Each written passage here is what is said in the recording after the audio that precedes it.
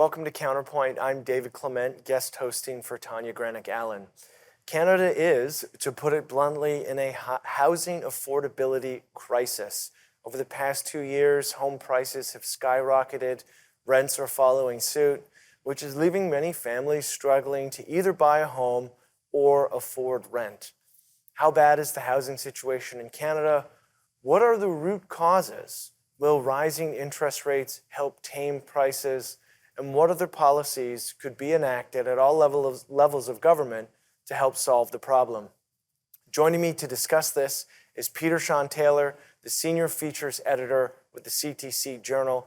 Peter, thank you for joining me on Counterpoint. It's a pleasure to be here, David. So give viewers a run-through of just how, what does reality look like in terms of the housing crisis right now? Increased prices, rents going up. Is that what we're continuing to see?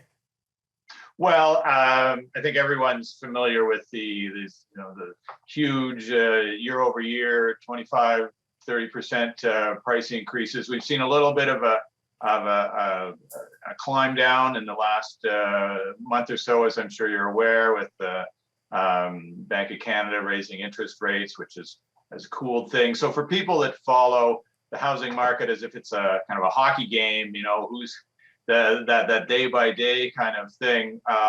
Everyone's talking about the housing market has fallen off. That we've seen some fairly significant price drops in some markets, but I think the bigger, we got to keep eye on the bigger picture here, and that's the prices are going to continue to rise, maybe not in the spectacular fashion that we've seen over the past couple of years, but there's no question the fundamentals, which we can get into, the fundamentals haven't changed, even if interest rates have gone up a percentage point or so.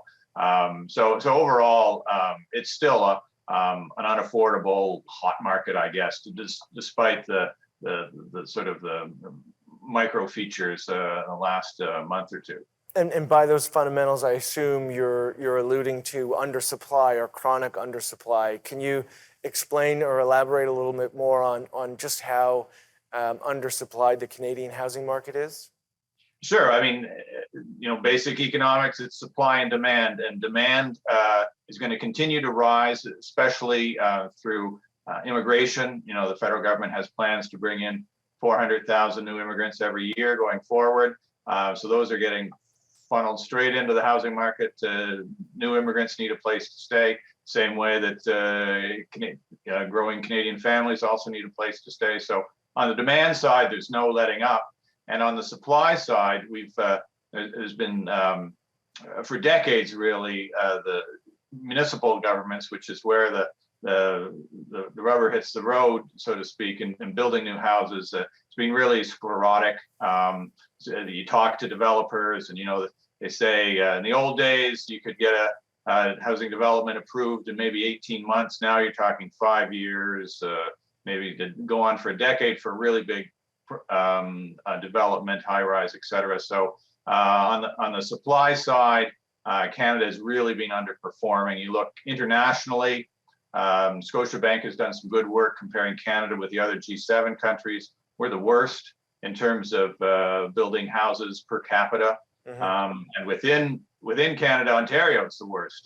Your biggest province is the one that's doing the least effective job of putting more foundations in the ground, so to speak. So Canada really is underperforming in terms of supply, but the demand side just shows no sign of letting up because we're a growing country. We have about a minute before we go to break. Would you describe some of those local issues as a prevalence of NIMBYism or not in my backyard-ism?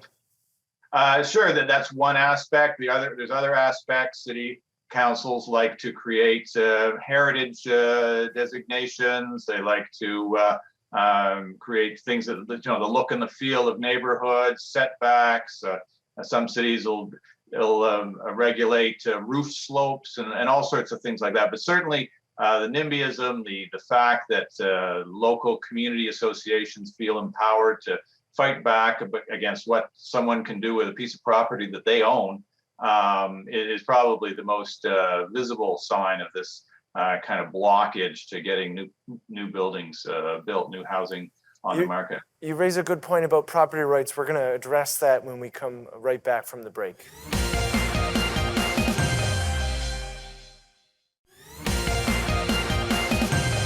Peter, before the break, you mentioned property rights, and I kind of feel like that might be something that's lost in a lot of the discussion about housing, because at the end of the day, if we had a system that respected the rights of property owners, my assumption is that a lot of these issues in terms of local control and heritage distinctions wouldn't exist. Has Canada always been this way historically? Did we used to do a better job of defending property rights and allowing for property owners to build different types of housing? Well, this goes back decades. There's been a slow accretion, I guess, of this view that housing and neighborhoods and land is kind of a collective ownership model rather than a private ownership model. That your neighbor has a voice in what you do with your property, and certainly a group of neighbors have a big voice in deciding whether someone can put up something that's a little different in a neighborhood, a walk-up or a mid-rise or something. Those are the, when you talk about NIMBY stories, it's always someone wants to do something different in a neighborhood, right? They want to put up something bigger. No, community groups never get mobilized when someone wants to tear down a two-story single detached house and put up another one, right? So it's always someone who wants to do something different. And I think over the decades, we've seen, we've added to this, we've given sort of community voices greater standing. Certainly some city councilors have learned this is a way to ingratiate themselves with their voters by standing up for this. So certainly, but this is not a Canadian-only phenomenon. You look in the States where they may be a little farther along in that cycle, and we can get into that. But this NIMBYism is certainly a pervasive thing, and it's certainly getting worse, I think. And on that note, in terms of local governments and councils being captured by those who oppose development, there have been some proposals at the provincial level and the federal level that would involve the tying of funds or infrastructure money to density goals. Do you think that that could be an appropriate lever for either the province or the federal government to ensure that that high demand communities increase their density? Well, I think ideally this thing, if this is a local problem, it should ideally be solved at the local level. And I think you're seeing some cities recognizing this with their reforming their zoning laws. Edmonton has been at the forefront of this in Canada, perhaps. Vancouver has done it a little bit, but not in a particularly convincing way, more on paper than in an effective way. I'm a little leery of the federal government trying to elbow its way into the housing market, to be honest. It's not their bailiwick. And I have a hard time seeing sort of federal bureaucrats knowing more than a local municipality does. This is properly a provincial issue, and I think we've seen some good stuff from some provinces. And I know the Ontario Task Force, and we've talked about that previously, that came out in February, a really strong document. And what's remarkable is it's so small as well. It's only 33 pages or something, but really gets to the heart of the matter, makes some very interesting and radical proposals for removing a lot of the power from municipal governments and taking it up to the provincial level where it properly can be placed constitutionally. The federal government doesn't have a strong argument for that, but the provinces do. And you can take away a lot of, you could set provincial level standards for heritage designation and setbacks and all that kind of stuff, community involvement, all those things could be handled at a consistent provincial level in the same way that the building code is a provincial responsibility. And that would at least make it consistent across all cities and towns in a province, that these are the rules, and one particular city councilor or one neighborhood can't sort of game the system for their own purposes. So that, I think, holds out some promise. So we have about 30 seconds here. Do you think that the newly rejuvenated Doug Ford majority government could enact some of those radical proposals that are in that report? Well, that task force came out just before the election. I don't think Doug Ford realized he didn't want to make every mayor in the province mad just before going to the polls. So he stepped quite softly with respect to the task force. He accepted some of the recommendations, but not the most radical ones. We may see more movement now that he's got his big majority. Well, thank you very much, Peter, for joining us on Counterpoint. Okay.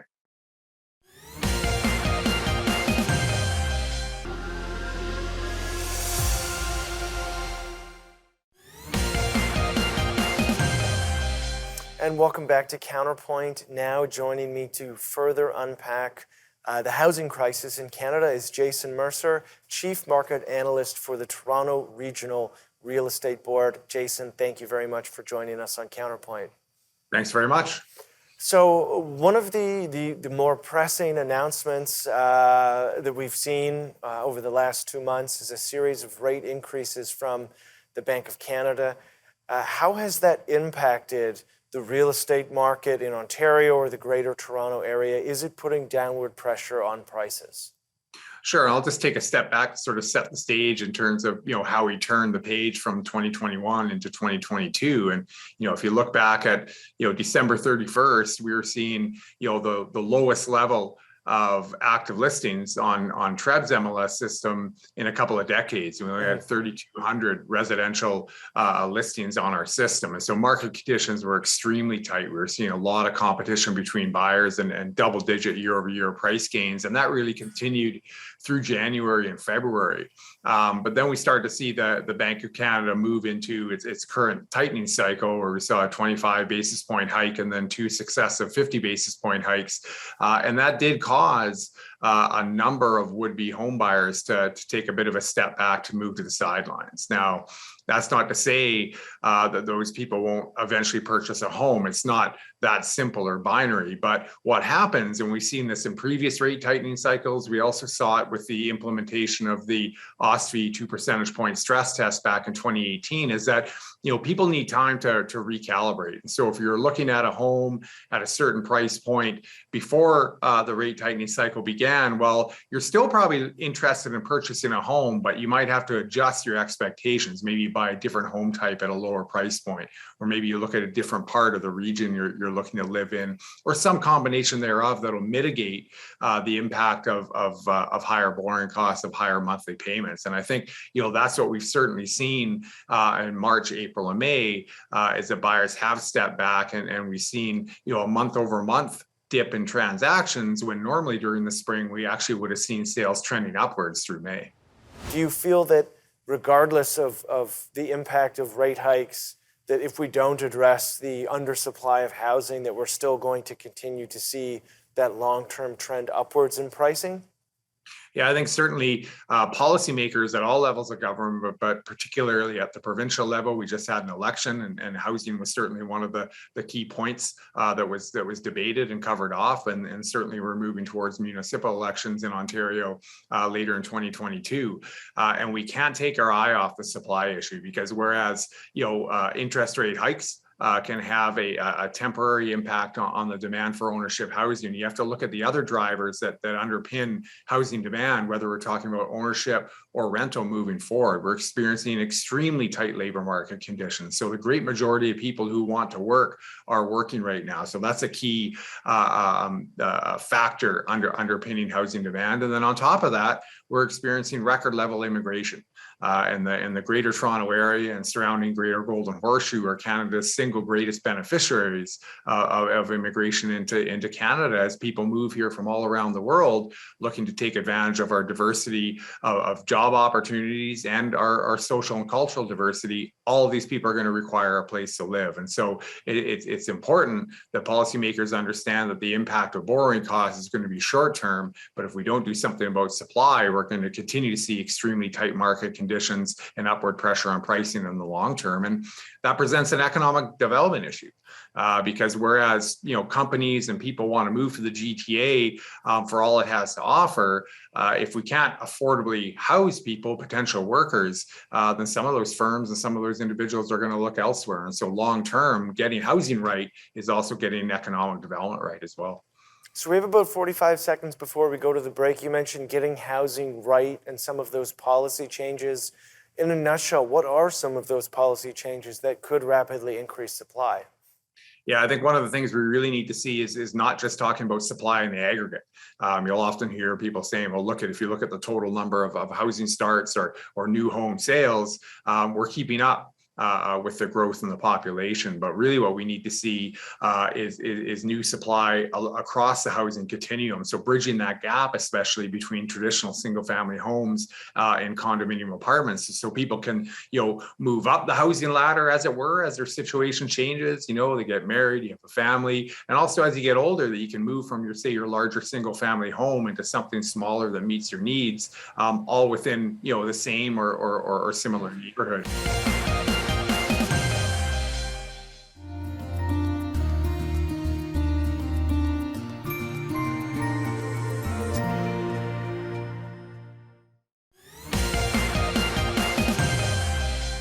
And we are back on Counterpoint. I am joined by Jason Mercer, Chief Market Analyst at the Toronto Regional Real Estate Board. Before we went to break, you had mentioned, in other words, but I'm assuming the missing middle in housing across the housing continuum. A lot of advocates have talked about exclusionary zoning, the rules that in many major cities like Toronto limit where you can build any type of density.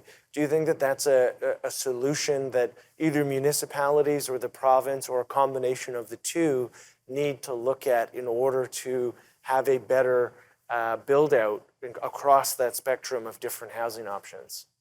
I think it's very important. If you think about sort of a key reason why, say, a more aged household doesn't list their single family home for sale today, it's because they don't feel they can find something, say, smaller that meets their needs. And so, the Toronto Regional Real Estate Board and later the City of Toronto did research work looking at the number of empty bedrooms in the City of Toronto and broader GTA, and it's a problem. But the issue is that we haven't been able to bring online, suitable housing.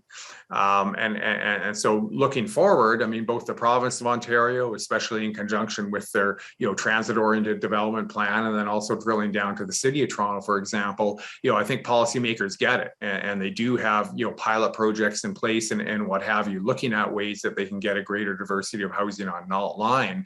And this needs to continue. And I think it's going to be something that becomes more of a debate as we get into the municipal elections, because that's when you're going to kind of get a sense as to that sort of neighborhood to neighborhood sort of feeling on how that debate unfolds moving forward.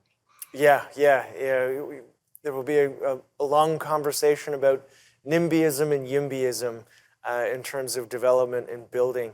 I want to ask you a follow-up on affordability, because obviously for anyone in a variable rate mortgage, their mortgage has gone up and could continue to go up. Are we seeing an affordability crunch on the mortgage payment side of the market right now?